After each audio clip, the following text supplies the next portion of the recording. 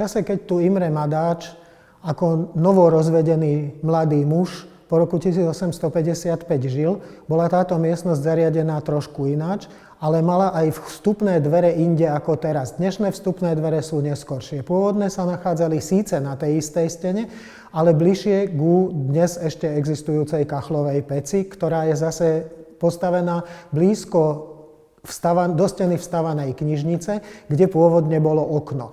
Naproti tomu oknu, zamurovanému oknu, sa nachádza iné okno s pohľadom do nádvoria. Pri tom okne mal Madáč postavený svoj písací stôl a na tom stole napísal svoje najdôležitejšie literárne dielo, divadelnú hru Tragédia človeka.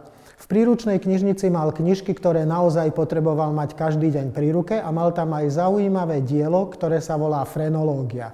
Zaoberal sa totiž takou, dalo by sa povedať, dnes nie celkom vedeckou teóriou o tom, kde v ľudskom mozgu sú ktoré ľudské vlastnosti zakomponované, kde sa nachádzajú. Bolo to pravdepodobne preto, že jeho žena a jeho dcéra trpeli istými psychickými problémami a Madáč možno hľadal vysvetlenie na tie problémy práve v knihách. Na vstupnej stene, blízko vstupných dverí, boli zavesené jelenie parohy. Boli tu len ako dekorácia. Vie sa o tom, že Madáč polovník nebol a že ani nejaké polovnícke zbrane nevlastnil. Tie parohy možno boli prenesené zo starého kaštieľa, kde Madáčovci žili, teda predkovia spisovateľa Madáča po niekoľko storočí. Budova, v ktorej sa nachádzame, vznikla až po roku 1810. Postavili ju Madáčov otec, pravdepodobne za peniaze, ktoré ako veno dostala Madáčová matka, vtedy ešte mladá žena.